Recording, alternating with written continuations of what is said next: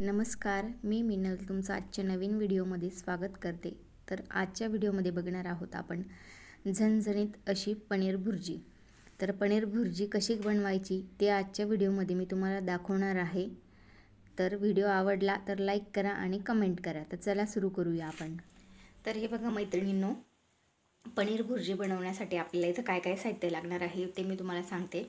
तर इथं मी पनीर घेतलेलं आहे साधारणतः 500 ग्रॅम म्हणजेच अर्धा किलो. तर हे पनीर मी घरी बनवलेलं आहे. पॅकेटचं जे दूध असतं ना आपलं, त्या दुधापासून मी हे पनीर बनवलेलं आहे. तर साधारणतः 1 लिटर दूधापासून अर्धा किलो एवढं पनीर आपलं तयार होऊन जातं. पण ते दुधावर डिपेंड आहे. जर दूध आपलं चांगलं असेल, पूर्ण फुल क्रीम मिल्क जर असेल तर मग त्याचं पनीर छान येतं. त्यानंतर इथं कांदे घेतलेले आहेत, मी रफली चॉप करून घेतलेले आहेत. टमाटा घेतलेला आहे, एक दोन कांदे घेतले आहेत मीडियम साईजचे. त्यानंतर एक टमाटा घेतला आहे मीडियम. त्यानंतर थोडं लसूणच्या पाकळ्या आणि 2-3 अशा हिरवी मिरची. तर हे इथं आपल्याला घेतलेले आहेत. मी काय करणार याला जर तुम्हाला फाईन चॉप करायचं असेल तर चॉप पण करू शकतात. पण माझे मुलं आहेत ना, आता मुलांचा बहुतेक हाच प्रश्न असतो की भाजींमध्ये जे जे आपण टाकतो कांदे, टमाटे, मिरची वगैरे, तर ते काय करतात भाजीमधून काढून ठेवतात. मग ते त्यांच्या पोटात जात नाही. मग त्याच्यासाठी मी काय करते, माझ्याकडे ना एक हँड ब्लेंडर आहे, हे असं छोटंसं. तर त्याच्यात मी ब्लेंड करून घेते. म्हणजे रफली ब्लेंड होऊन जातं. खूप असं फाईन पेस्ट नाही करायची, थोडंसं चॉप असं फाईन चॉप होऊन जातं मस्त. तर मी याच्यातच अशा भाज्या जर करायच्या असल्या तर मी याच्यातच करते. म्हणजे त्या मुलं काही काढत पण नाही, भाजीमध्ये दिसत नाही त्याच्यामुळे, आणि त्या त्यांच्या पोटात सहज चालला जातं. तर मी काय करणार आहे आता इथे, सगळे कांदे इथं टाकणार आहे जे आपण कट केलेले आहेत ते. जर तुम्हाला फाईन चॉप करायचं असेल तर करू शकतात, जर मुलं खात असतील तर. पण मी असंच करते. मी आता इथं सगळं एकत्र करून घेणार आहे. कांदे, टमाटे आणि लसूण पण याच्यातच घालणार आहे मी. आणि त्यानंतरची हिरवी मिरची ना, आता ही लवंगी मिरची असते आपल्याकडे, याला लवंगी मिरची असं म्हणतात. पण इकडे हीच मिरची भेटते, आणि मोठी जर भेटली तर ती खूप मोठी असते, तिला काहीच चव नसते, म्हणून मग ही मिरची वापरते. आता ही तुम्हाला तिखट कसं लागतं त्याच्यानुसार टाकायचं आहे. सो मुलं खाणार आहेत, जसं तिखट नाही बनवायचे, त्याच्यामुळे मग मी याच्यात 2-3च मिरच्या टाकते. तर याला छान असं याच्यात टाकून घेतलं आहे आपण. आणि आता याला काय करायचं आपल्याला,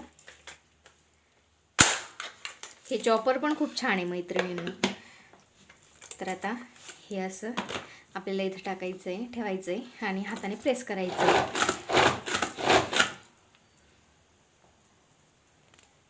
याला काय करायचं, एकदा उघडून बघून घ्यायचं फाईन म्हणजे आपलं थोडंसं फाईन चॉप झालेलं आहे का.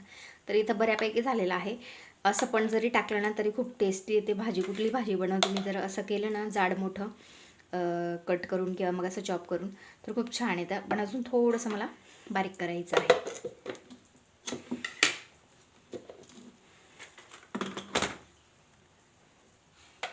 तर हे बघा, आता अशा पद्धतीने मी चॉप करून घेतले. जास्त चॉप नाही केलं, अशा पद्धतीने चॉप करून घेतलेले. आता हे आपलं तयार झालेलं आहे पूर्ण मटेरियल. आता भुर्जी कशी करायची मी ते तुम्हाला दाखवते. तर इथं कढईत मी तेल घेतलेलं आहे, तापवून घेतलेलं आहे थोडं बऱ्यापैकी. मला कडक फोडणी द्यायला आवडते.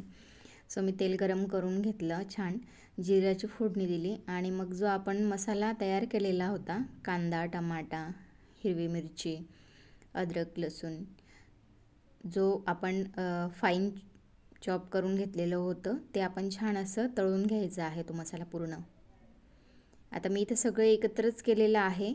तुम्हाला जर कांदा, टमाटा वेगवेगळा करायचा असेल आणि आलं लसणाची पेस्ट वेगवेगळी करायची असेल तरी चालेल, काही हरकत नाही. तर मी अशा पद्धतीने हे करते. सगळं एकत्र करून मग छान असं मसाला तळून घ्यायचा आहे. पूर्ण तेल थोडं जास्त टाकायचं म्हणजे छान मसाला तळला जातो. आणि कसं आहे, त्याच्यात टमाटा असतो त्याच्यामुळे पाणी सुटतं, आणि कांदा पण असतो, कांद्यामुळे पण थोडंफार पाणी सुटतं. तर तो मसाला छान असा ड्राय होऊ द्यायचा आहे आपल्याला. ड्राय म्हणजेच कसा तळायचा की जेणेकरून मसाला वेगळा आणि तेल वेगळं होईल. ज्या वेळेला मसाला वेगळा आणि तेल वेगळं होतं त्यावेळेला समजायचं की आपला मसाला छान असा तळून झालेला आहे. आता आपल्याला हे मध्ये मध्ये चमच्याने हलवत राहायचं आहे, कारण खाली चिकटायला नको म्हणून. तर बघू शकतात तुम्ही, पाणी दिसतंय वरती थोडंसं ना, तर ते छान अजून असं तळू द्यायचं आहे मसाला, जेणेकरून ते पाणी सगळं सुकेल. आणि आपला जो मसाला आहे तो छान असा तळून मसाला आणि तेल असं वेगवेगळं होईल इथपर्यंत आपल्याला तो छान असा तळून घ्यायचा आहे. व्हिडिओ आवडत असेल तर नक्कीच लाईक करा मैत्रिणींनो. तर आता इथं बघू शकता छान असा मसाला तळून झालेला आहे. खरपूस कांदा वगैरे मस्त छान तळून झालेला आहे. तेल वेगळं झालेलं आहे बघू शकतात तुम्ही. आता इथं आपल्याला मसाले ॲड करायचे आहेत. तर मसाल्याचं काही प्रमाण वगैरे काही सांगता येणार नाही, कारण मी अंदाजे टाकते, तुम्ही पण अंदाजेच टाका. आता प्रत्येकाला वेगवेगळा मसाला टाकण्याची सवय असते. कोणाला तिखट आवडतं, कोणाला कमी तिखट आवडतं, तर त्या हिशोबाने तुम्ही टाकायचं आहे. तर इथं मी सगळे मसाले ॲड केलेले आहेत. हळद, लाल मिरची पावडर, त्यानंतर धण्याचा पावडर, आपला गरम मसाला आणि जी लाल मिरची असते आपली, जी रसगुल्ला मिरची असते ना, तिचा ती तिखट नसते पण लाल कलर येतो तिचा भाज्यांना. सो मी ती इथं वापरते.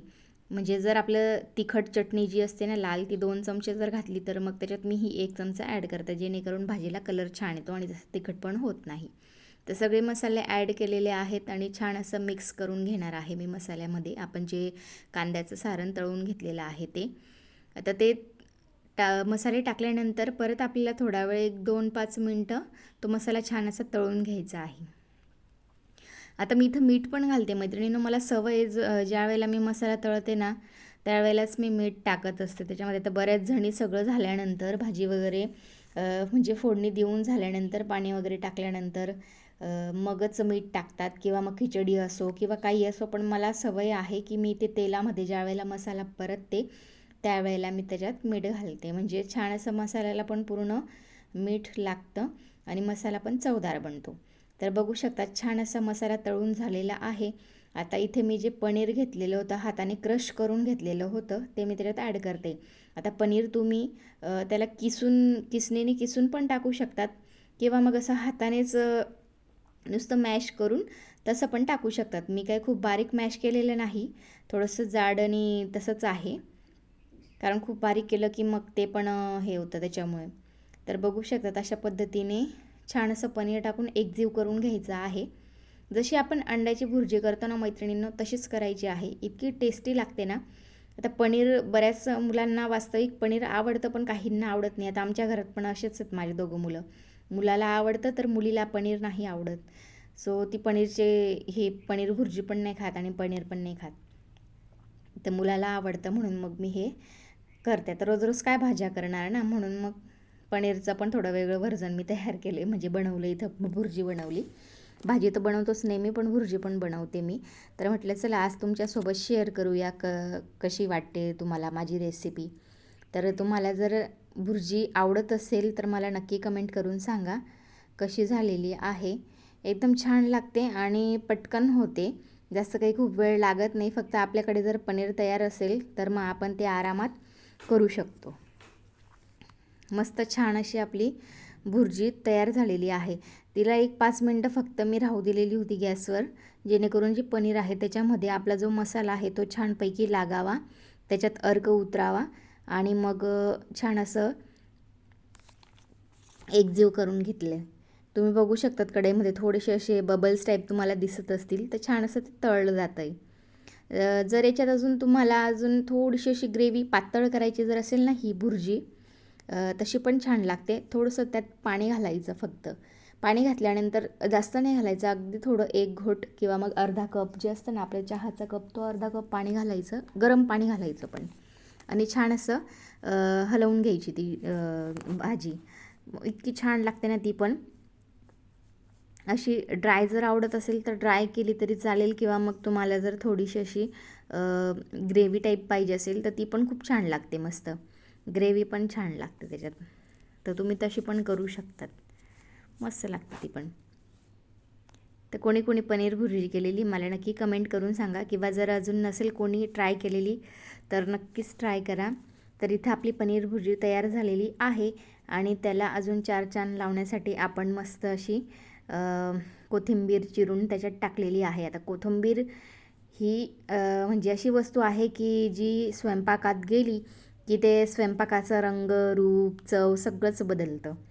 सो कोथिंबीर गरजेचीच असते आपल्याला. आता बऱ्याच जणांना आवडत नाही, आमच्या घरात पण माझ्या पप्पांना नाही आवडत.